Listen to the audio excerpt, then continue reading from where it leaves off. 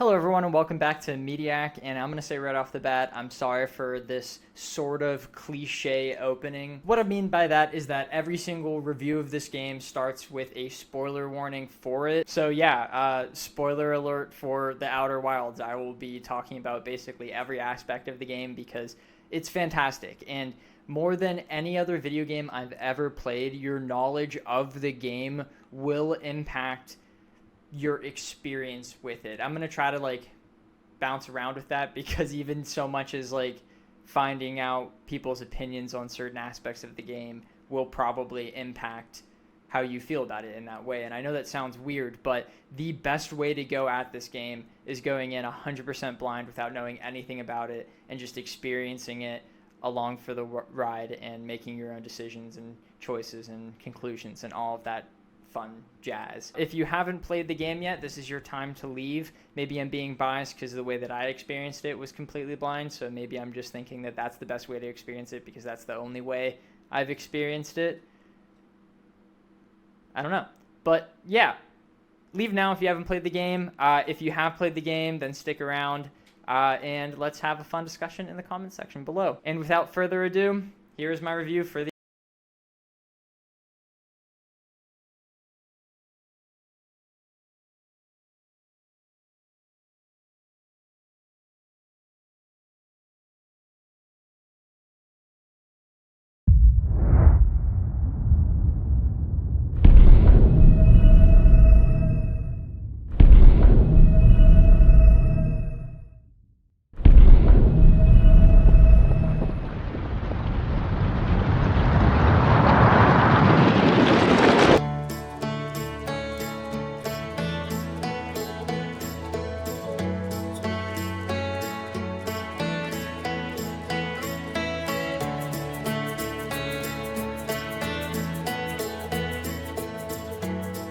I found out about The Outer Wilds because my college advisor recommended it. Originally, I was confused. Professor Tim Jones is a homie. He would never steer me wrong. But I've never heard of this game. I heard of The Outer Worlds, a game made by Obsidian Entertainment, the people who made Fallout New Vegas. To add to that, both games were released in the same year, and both were reviewed quite highly. I was worried that Tim had accidentally said the wrong name when recommending a game. After all, I'd never heard of Mobius Digital. About a year passes and I review a little cute game called Tome. A very kind commenter recommends a few indie games that they like, one of them being The Outer Wilds. Maybe Jones did say the right game. Or I guess it could be a coincidence. And then I saw a video. Actually, I didn't even watch the video. I just started it and Bricky said to leave and play it. So I left and I played it. I went to the PlayStation store and the gosh darn game was on sale. That's Jones's recommendation, a nice commenter's recommendation, Ricky's recommendation, and on top of that, the game is on sale. 1 is an incident, 2 is a coincidence, 3 is a pattern, and 4 is a warrant. That is a very obscure Teen Wolf reference for a very small group of people out there. Alright, so now I own the game. At the moment, I only have 3 high praise recommendations and no other information about the game. I figured the game was going to be about exploration because that's just kind of how the game looked. One thing I didn't know is that it was going to be a space exploration game. I have a very, very big irrational fear of space. I'm not scared of the dark or the supernatural, but I am scared of space, the ocean, and sharp objects like knives. And if you know the game, then you might have noticed something comical in what I just said, but I guess I'll get to that a little bit later. Okay, so I load up the game and I see the opening screen. Immediately, I know what I'm getting myself into. I'm not deathly afraid of space. It never stopped me from playing the game, but I did get pretty anxious sometimes, and I had to actually remind myself that I was playing a game. A VR space game would actually kill me, probably. Another aspect of the game that was evident right away is the music. This game's music is incredible, every single track. The Outer Wilds theme is a part of why this game is so good. But right off the bat, the game hasn't even started, and I knew I was in for something incredible. I loaded in and explored the town. Everything was really adorable. The graphics aren't photorealistic, but I honestly prefer this. This sort of art style is timeless. Not even to mention that the environments are actually gorgeous. I'm not going to do a play-by-play of my game experience because I'm assuming everyone has already played the game. Right? TLDR of the opening, it's an insanely good tutorial section where it perfectly teaches the player every aspect of the game. To add to that, I just love the people in the town too. Everyone felt different and enjoyable in their own way. In addition, seeing the time loop twist without knowledge of it felt amazing. Dying for the first time and then being brought back really pulled me into the immersion. A few sentences ago, I said a word that is a perfect description of the game. Knowledge. In the Outer Wilds, you don't level up or open new locations or any normal game progression.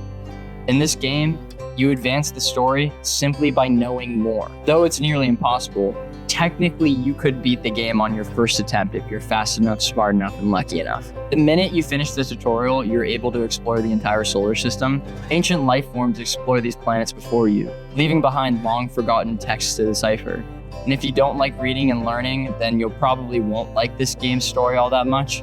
But that's perfectly fine. You just will be missing out on an incredibly amazing story. It's not very complicated, but I guarantee everyone who's explored the solar system can attest to the fact that it's an insanely satisfying story to put together. All of the dialogue is written perfectly.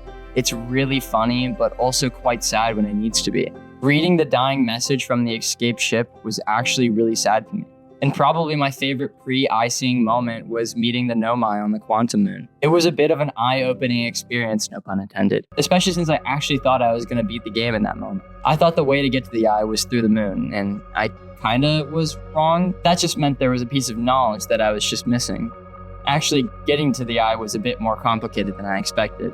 It also took me a lot longer than I expected. This probably was because I didn't sit down and play this game for hours on end. Even though it's a game, a fun game at that, I still get a lot of anxiety when playing it for a while, especially in Dark Bramble and Giant's Deep. The last thing I did in the game was find the vessel. I explored Dark Bramble once before then, I found Feldspar, and then never wanted to go back. Then I learned where the vessel was and promptly decided to only travel there in the future. Giant's Deep was something I really wanted to explore, but it genuinely gave me so much anxiety. No scary game has ever made me feel anxiety at all, let alone the levels I got to in this game. I mean that in a good way. I love how intense media can affect people. It's so cool. Eventually, I got over myself and explored all of the deep. It's still my least favorite planet though, but that's probably purely because of my fears. My favorite planet is probably Timber Hearth. And I know that's basic, but it has my favorite section of the lore here. The fact that the race we play as in the game was noticed by the Nomai is just so fun to me. And that gets way more interesting once you actually get to the Ash Twin project. Reading the walls instantly clicked everything together. Their project was always going to fail because the player is now doing the task that the Nomai wanted to do. It was so obviously a tragedy. Timber Hearth was also the reason why I went to the Dark Bramble for the first time. I wouldn't have gone there as soon as I did if I hadn't seen the seed on Timber Hearth. And obviously the town is great, as I mentioned before. The town is also one of the saddest parts. The moment that I found out the sun exploded, I kept thinking about them. You see, it actually took me a while to find out that there is a time limit to each loop. I probably went 20 or so deaths before I actually died to a supernova. So I guess I was about a few hours into the game whenever I realized this. I'd done certain things and then gone back to Timber Hearth to see if people reacted differently to it. It wasn't a whole lot of new dialogue, but it still built connections to these characters. And they all die? Or do they? One bit of text was really interesting to me, and it was inside of the Ash Twin project. Again, they talk about the time loop and the question on whether or not it is time travel. I think it is, and so did most of them. I know this is a game, but these concepts are so interesting to think about. Ignore fiction and just think for a moment. Hypothetically, if this was real, and it isn't time travel, but moving of timelines, then this should feel like I have hundreds of lost lives over my head. Again, this is a game, but a truly good game is one that makes you question life. Media can't change you unless you think about the themes, which I guess brings me to the end of the game. Easily the best part of the game. So the end is not super action. Don't expect Feldspar to become Venom and grow wings and then 1v1,000,000 all of the anglerfish. Outer Wilds is a game that makes you think. It started that way, and obviously it'll end now. It honestly was really dumb of me to think otherwise. I thought the end would just be seeing the eye. I probably had Tome on the brain because they kind of have pretty similar premises. But unlike Tome, Outer Wilds' message isn't initially a happy one. And the first time the ending hints at it is right at the beginning of the twist. I apologize in advance because I actually don't want to give away to any of those goobers who actually haven't beat the game yet, even after my warnings. So I'm going to try my best to avoid spoilers. But the first part that made me think was the text that said, "Out of all the life forms who will perish in the oncoming death of the universe, we will miss the anglerfish the least." When I first read this, I kind of did a slight little giggle. I also hate the anglerfish, but then I realized what it meant. I unplugged the power core, which means that the time loop won't happen. and it's definitely been over 22 minutes. The initial twist fully took me out of the situation. I still was pretty confused about what was happening to my character right then and now, but I read everything in the room and I kept moving. After a few fun puzzles, the game spells it out for us in the last moment. Don't take for granted what you have before it's gone. The minute we removed the warp core, our universe was dead. In a way, I kind of felt guilt. I could have kept the loop going and they would be alive forever in a weird sort of way. It makes you think and feel gracious for those in your life. I'm not sure if anything I just said was coherent, but I just needed to show how impactful the ending was. I don't think I would have reviewed this game nearly as highly as I did if the ending was simply just seeing the eye of the universe.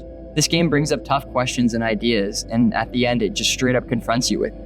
It's really sad, but in a way, it's also really happy. Okay, hear me out. I interpreted the end as us seeing the dying moments of our character shortly after he saw the eye.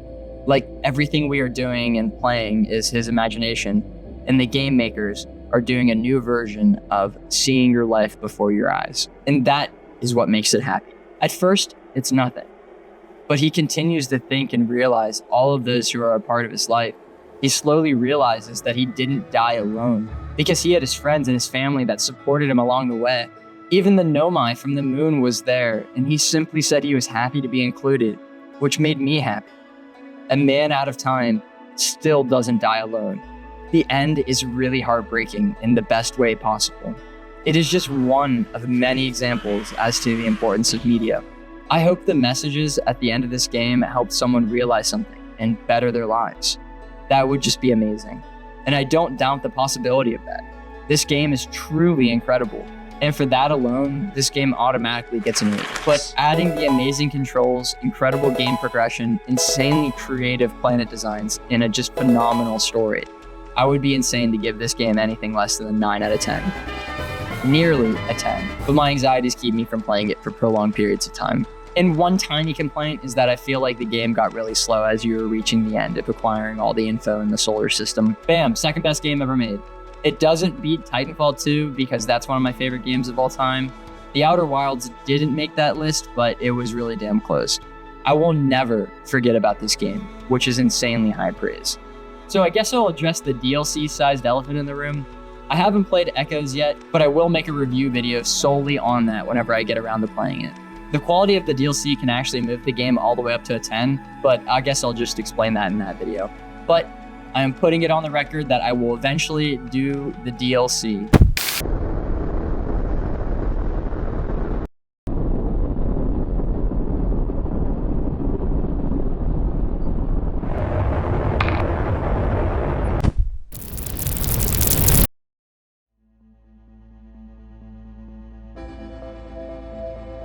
I have never played a game like The Outer Wilds.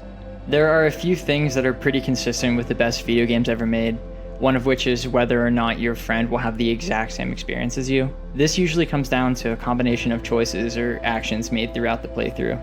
The Outer Wilds is the only game that I know of that your experience is based on what you know, whether that be knowledge of the game, the mechanics, or even opinions on the game. I experienced this game blind. I bought it off of a few recommendations. I put the story together in my own way and came to my own conclusions as to what the end means to me. I thought about life and my place in the universe after completing this game. It had a huge impact on me and how I think about problems in my life. But there is a very good chance that not a lot of people feel this way about the game. I told my brother to play it because I think about the end every single day. He also had no knowledge of the game apart from what I just said. After playing it, he loved the mechanics, thought the Ash Twins project puzzle was stupid, and had a great time with the game. However, his expectations going into the end caused him not to like it as much. Even though Austin doesn't share the love for this game like me, it was amazing hearing how different of an experience he had when playing. I'll give him room to say his opinions about it right here. I feel like I actually ruined the game by talking to you about it. So really, I don't think you told me anything about it like that was like significant to the plot development, except for the last part. The last part you walked me through, but like also you had to do that too. So like, well, yeah, no, not the. I didn't mean like the Ash Twins. That one's Ash Twins project. Yeah, I meant that, that's just that one was stupid. But I meant like the end of the game. Like I felt like I hyped it up too much, and it made it to it didn't have as much of an impact with you. It was a different impact than I was thinking. Like I think it was I think you hyped it up to a good degree. I think I just had something else in mind for what was coming. Like, I think you hyped it up from the perspective, like from like an artistic, like viewpoint. Like, it is beautiful, it is amazing. I think I was expecting this like end of movie climax type thing, right? Which is like. I'm like, not a bad thing. It's just it was more of an open-ended like ending, and it just kind of left a lot up to like the reader, or not the reader, but the viewer, player, however you want to say it. Audience, yeah, which I think is awesome. And I think the way they did it was like very representative of the game itself. Instead of me thinking it was going to be the climax, it's more like the falling action type thing. You've completed the main goal of what you were trying to do. You've assembled the story, and now here's your reward. I don't even know if I would consider it like I guess it is a reward because you're like seeing something, but the biggest impact that I have from the end of the game is the inevitability of all of the characters' deaths. I think that is just something where we differ in like our view of the game, or really just view on death, actually, or like the end of the universe. Yeah. Like, for me, it's almost meaningless, because death isn't like something that has meaning besides the people who remember you. Like, it's not like you're going to be sad that you die. I mean, we're getting to the religious perspective here, but like, in reality, no, but that's what the game makes you think about. That, at least it made me think about that in that aspect, because it forces you. Okay, let's actually get into this interview. I am Austin McAlpin. I am Zach's brother, creator of Mediak. I got introduced to this game once again from the guy next to me, whichever direction. It doesn't matter. But I mean, I think you did a great job at introducing me to it, because you needed to have this balance of like not telling me anything about it, but also getting me to play it. So like we talked about briefly about like you thinking like you hyped up the ending too much, but like you needed to do something. You needed to give me like a point to playing this game. You're like, it is one of the most like the best games I've ever played. Like, I can't tell you anything about it, but you need to play it. And you said it just enough times where I was just like, I gotta play, because I value your opinion. I'm like, I know that when you're saying that, like I truly believe that I'll have that same experience, and I did. It was really just about me taking the time to do it, because I know that like for me, a lot of the times like video games is something that I do to like connect with my friends, or you and like whoever. So like when I'm on and not doing other things, like it's just hopping on to like Rivals or Rainbow or Rocket League whenever we used to play that. So like taking the time to play a solo game was like something that I needed to know that I could dedicate the time to. Yeah, I spent like an hour and a half playing the little drone thing that you for the spaceship. Did you get the achievements for it? I know, because I sucked at it. Oh, no. I played it for so long. I just kept crashing into stuff, because like I wanted, like in what you said, like it could take like 22 minutes to finish this game. I'm like, I want to do that. Like, I want to do as good as I can and not just die for no reason. That's what I thought the hook was going to be for you, because I know that you're competitive. I lied, because I knew that there's no way you could do it in 22 minutes. I was like, yeah, it's impossible. It's totally impossible. Unless you're cheap. I was like, if you're lucky enough, you could beat it in 22 minutes. I was like, that's going to be what gets him. And that'd be the most unrewarding playthrough that you could possibly have. Like, especially, even if you didn't cheat and happen to do that the game would suck in my perspective. If an infinite amount of people play, someone's going to do it by accident. That's the put 1,000 monkeys with 1,000 typewriters, and eventually one of them will write Shakespeare. Yeah. Exactly. I bet, totally. I needed to play everything. Like, I knew that this was going to be something like that you kind of presented as like you need to pick up and like do things, and it was really up to the player to be able to beat the game. I was like, okay, detective mode. I'm going to talk to every single NPC on what was the plan? I had the map up on Timberhearth. Yeah, I was like, I'm going to talk to every single NPC. I'm going to go and fly the drone for like however much time I did, and it was an insane amount of time, and I was really bad at it and really scared to actually get like flying. And so I spent like a lot longer than 22 minutes on my first playthrough. Because remember, you don't like actually start the loop until you look at the statue and it's like eyes glow. So like I spent so long.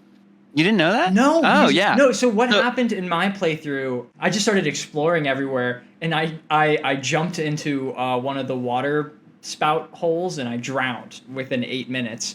And I died immediately. But then I skipped over all the 8 minutes of talking that I did previously. So then I got up to the statue, and then I flew up to the moon, and I crashed, and I died. And that was, I think, 18 minutes or something like that. Yeah, I realized that like it was on my first playthrough, and I like had done like I did all the like pre stuff, and it was really confusing because I spent so long doing the like investigation stuff, and there didn't seem to be any time limit. Finally, like got in the spaceship. I think I went to the moon too. And I was like flying around, just going like different planets. I'm trying to remember what other planets I went to because it was the moon first. I like didn't find anything significant, which obviously there was. What did you think of the tutorial as like a whole? It did a really good job because there's very little you actually need to know going in that you don't pick up along the way. I'm gonna forget names so much through this. What's the civilization of like the people that Nomai? we're a part of? The Harthians? Yeah, the Harthians. Like they're such a vibe, you know? Like they're Yes, just so dude. chill. Like they're just like, yeah, we're gonna chill. We're gonna smoke. Or not smoke. We're gonna like burn some marshmallows. They probably do that. Move Okay. on. Move on. They just went to different planets. You got to a certain age, and it's like instead of you get your driver's license, you get your spaceship license, and you go off to the different planets and just have a great time. They're just vibing until they all die, you know? Since we were talking about the Harthians, did you ever like go back to them and talk to them after experiencing things throughout like the time loop and trying to get different conversation topics out of them? See, that was like one of the biggest things I started with was like they mentioned the device where you could like point in different directions and there was like a different song playing for different people on different planets. And like in my mind, that was like the first biggest clue that I'd want to go to. And like I was interested by them and like it was like fun talking to them. But like a lot of them were not, I don't want to say this in like a bad way, but not super helpful to figuring things out. The translator in my mind is the biggest thing. Like that's like what you need to understand the stories, to understand the Nomai and like everything that they did and were trying to do. They're just vibing. I think after like talking to each of them like once or twice and like I always do that things with video games, especially in like plot driven ones where like I click all of the different options for speaking to them. So after going through like once and like checking all of those options and either not getting any useful information or like getting the information that I could out of them, I didn't really go back to them much. I was like, that's probably also where our differencing in grief at the world ending comes from as well. In reality, you kill them like hundreds of times. I know, throughout the game. Like that's like if you weren't upset at the end, like I know like the big argument is like, okay, yeah, they died, but like they got to get like revived and like live again through the time loop, but like they didn't experience that. Like that's they die either way after 22 minutes. How they handle just like quantum theory in this just like was really cool to me.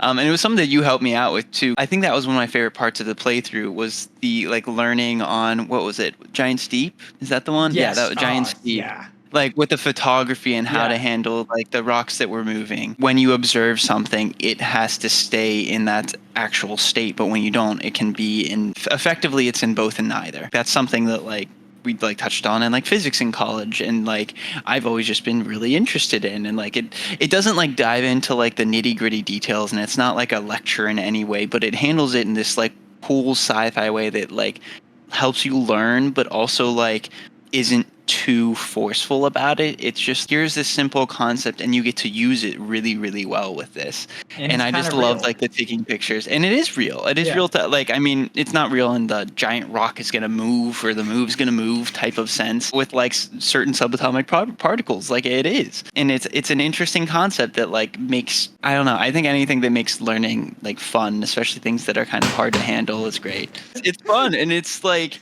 it's not just the act of learning, but it's the reward that you get. I know that like watching like the whole recap video thing, or not that I watched the recap video, but like a recap like writing of it, of the Nomai's perspective of it, and I thought that it was nice to see it in like a full cohesive way, especially after not playing for like a couple months. It's like honestly a little bit sad, but it's also kind of cool, like the futility and like everything that they did. And maybe it's just something I forgot, but like in the comment, like basically like the extinction of their civilization. Like, do you remember that? Like, do you know what I'm getting at? I don't think so, no. What caused the end of this civilization, though. The Dark Bramble, right? Wasn't it? Because it came in through the No. interloper. So that's part of it, but really what the end of it was the ghost matter from the comet. Yeah, Oh, yeah. I didn't get that either, and like it's tough. It is tough at sometimes trying to piece together the story, and yeah. I once again I could be wrong about this. And the person on Reddit I read, it does make so many sense. times Though. I kept thinking like, how the hell does this like connect into the story, and other than just like a game obstacle, you know? And they basically like cracked the like container of it, and every single living thing in the entire solar system got infected and died, except for the Herthians, because it didn't affect things underwater, and that's why they were able to continue and develop and grow, and that's why they're the only thing like alive in the solar system now. That's so cool. Yeah, That's see, that's awesome. like I'm like it's nice being able to experience it yourself, but like I recognize that there were gaps in my story that I wanted to have filled coming into this. I liked it, and it was sad for the Nomai, but I don't know. It's nice to be able to continue it and do it in their honor. I like Giant's Deep and getting to the center of Giant's Deep, like having to like go in the water and then learning about like the jellyfish and having to like go in the tentacles which don't sting you and then like follow it down and be able to get to the center of it.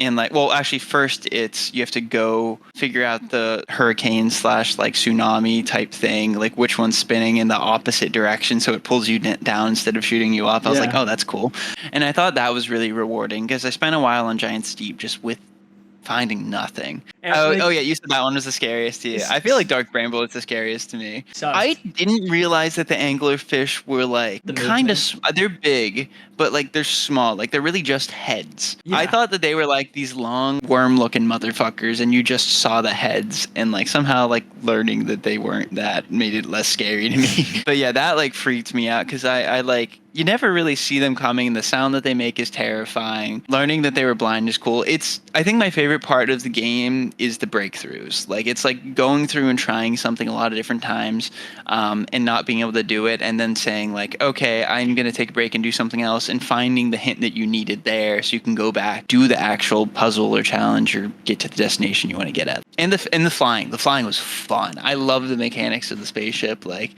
and like getting good at that. That was really fun. I feel like the indie games have just been putting out like bangers after bangers, and now it's like that's the standard. It's like you want a good complex game with solid mechanics and a great story. Don't buy a game that is $70 and made from 50,000 people working on it anymore because they're all BS. Like my least favorite part of the game, I think, came from user error more than anything else. Like it's like what I said before of like the not being able to make those connections. I think the base on the sun's kind of a great example of it. Like you have something where it's like, I think this is a mechanic issue, a skill issue where I just need to get it right. And you put a lot of time into that, and like I can't think of other examples, but for the sun base, I'm like I'd put a lot of time into that, and you found out that you just need to get teleported there.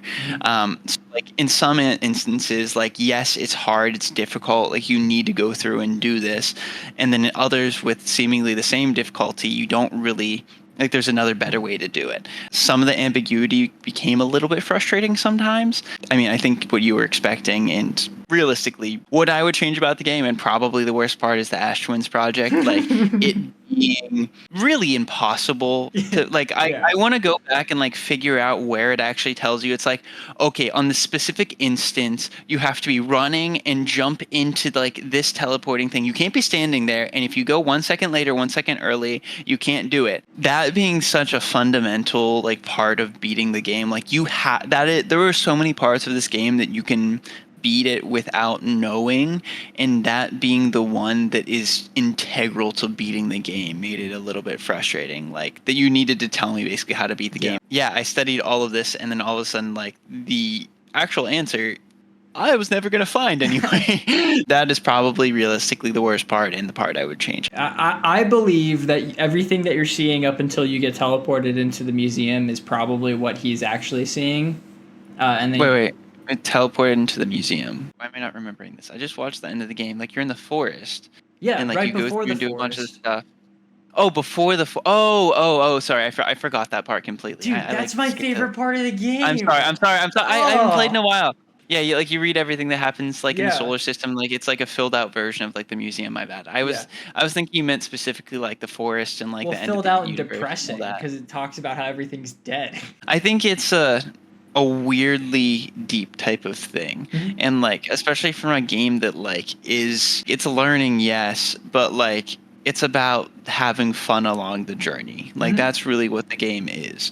Oh, Is yeah. like yes, it can be frustrating. Yes, like it'll take you hours and hours to figure out this puzzle, but like the point is that you should be having fun along the way, like piecing it together, and that's like great. And that's kind of like the same thing.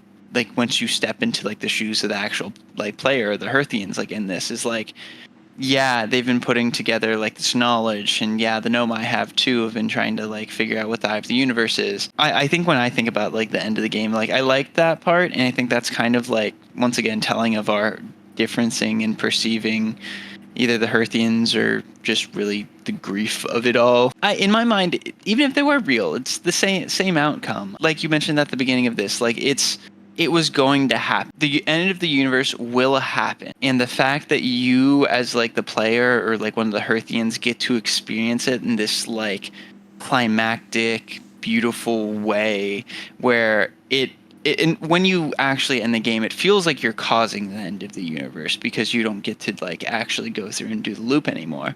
And in like the player's perspective, it is the end of the universe. But like in reality, in every single playthrough you've been through, there's always been the end of the universe. It's just you got to experience it again and again.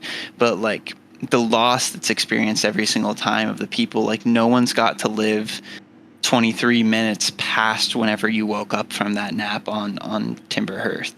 Like that's just how it is. I thought the museum was really cool, and it was like a good like kind of summary of everything that they had done, but I liked the final playthrough of like the forest, going through each of those little tiny baby puzzles that seem like so easy compared to like the rest of the game that you've done. Like it just feels like these little like dopamine rewards for like being able to get to like that point. Like that's when I say that like that ending is kind of like a reward. It's basically in my mind the universe's thank you to it being able to off itself now. The interpretation that it gave, which I'm like I kind of agree with, kind of don't. Like I don't think it didn't really explain what you were seeing. Like I think that was like one of the biggest disagreements we had when finishing the game, because you just think the entire end sequence is just the player dreaming it. But that's like I think that's once again I think the biggest disagreement is because you're seeing it as this like internal thing, and in my mind it's externally being given to him. Like it is the eye of the universe's actually reward. teleported No, I don't think it's a physical realm, but I'm saying it's not like a dream. It's not seeing your life flash before your eyes. I'm saying it is the universe recognizing the journey that him and all of the other people have built up to get to this point, to allow really the first person in all of the time loops, in all of, I was going to say human history, but all of history of the universe, of seeing the eye of the universe. Like it was this infinite concept that was simplified for a finite being type of thing. Like you can't perceive the actual reality of the universe, but the universe was saying like, I'm going to create this 8 billion page summary paper and just condense it into this SparkNotes version that this little baby Hearthian can understand. And that's what he saw the end of the universe in like this tailored way that the universe was giving to him as a reward for basically figuring everything out. Well, I guess it depends on your definition of the dream, because my big claim, it is as real as something can be. The whole idea of like your life flashes before your eyes, it's just this stimulating of neurons that fire in different ways that show you kind of this blurred version of your life, where it's a whole internal thing, or at least that's my interpretation of like like flashing of life. I think the big difference between our thing is whether or not it's real. Like I'm not saying the place he goes to is physically real, but I'm saying the information being given to him is from the universe itself. Okay. And that's really, and like it can be a dream. I'm like, it really depends on what you define as dream. I think in a way it kind of is one. I'm just saying I think that dream was given to him by like this higher power of the universe. I like that. I actually think I'm gonna run with that from now on. Just like with the Nomai and getting obliterated along with everything else in the universe from the ghost matter, and the Herthians being able to come up and kind of like evolve themselves, and then being able to take the place and like pick up the little pieces that the Nomai left and continue forward with it. That was like what you asked about on the Reddit. They were saying is like you see these like little blips of light like kind of go out around you as you're like around the campfire with your friends and the Nomai and everyone, and it's like beautiful. And you're seeing this and you realize that like those are stars, like this is the universe itself dying in front of you, and everything we know and love and all the people in it all die too. But it's this cycle that just continues. Yes, it's sad that the people die. Yes, it's sad that the Nomai didn't get to do what they wanted to do, but it's the cycle. Like it's life. That's how it is. You have to have the sadness in order for like the happy parts to matter. And like once again, back to the whole point of the game. It's the journey that matters. It's the learning. It's the fun that you have along the way. And yes, it leads to a sad conclusion, but it's also a new beginning, which is really what the Reddit was saying. I don't That's know exactly if I what it agree. is. You don't think that's Yeah, what it is? So like, Well, I don't think I shouldn't say that. I think more than likely, just once again, with understanding of the universe and how we like kind of know it as it is and overall theorized, I should say, that how it is, that more than likely when the universe ends, it's just a continuation of this cycle when another universe is going to begin. I don't think that's blatantly said in the game. That's see why it, I though. say it. Do we? I What do you think mean? So Like we see all the lights go out and like that's And then really they come like, back, it. but- I'll rewatch it. Yeah, So- this is from my memory that's like distorted after a couple months, so I believe you if you you're okay. What would you rate this game out of 10? 9.7. That is very specific and also quite high. Love to see it, man. That's awesome. I don't play a lot of most of my comparisons are like I said, like Rainbow Six Siege, Valorant, Marvel Rivals. So I'm Fair. like, I want to die when playing those games. Yeah. Genuinely, I don't think I can say I've played a more enjoyable, like rewarding game than this. Like in my life, I don't like. I mean, you've played most of the solo player games I played were like when we were younger, so like Yeah. probably the same ones you have, and like it's like a lot of like COD campaigns or Halo or like Batman. I'm trying to even think Batman. Oh, Spider-Man. I'll go Spider-Man. Spider-Man. The first Spider-Man is amazing, and that might be a little bit higher, but like. I think it's more just me commending it for it being so different and just so rewarding. And I love the mechanics. I love the animation style. I love how condensed everything is. Like it is like within those 22 minutes, you could go to every planet. You can do much at every planet, but like it's very easy to jump from one to another. I don't know. The only reason I knock it down from a 10, honestly, is like some of those frustrating moments like the Ash Twins project. It's frustrating, but you need to be a little bit frustrated in order for the reward to feel like a reward. I can't even say play it because if you watched it to this point, we ruined it. Yeah. Sorry if you haven't seen it. It's a great game. You know what? Still play it because technically we didn't say exactly how to do it. Just ignore this interview. Go get like your head like slammed in from like a refrigerator door. Like forget the last hour or whatever it is and play the game. It's worth the brain cells you'll lose from a concussion. Very true. Very true. All right. Bye.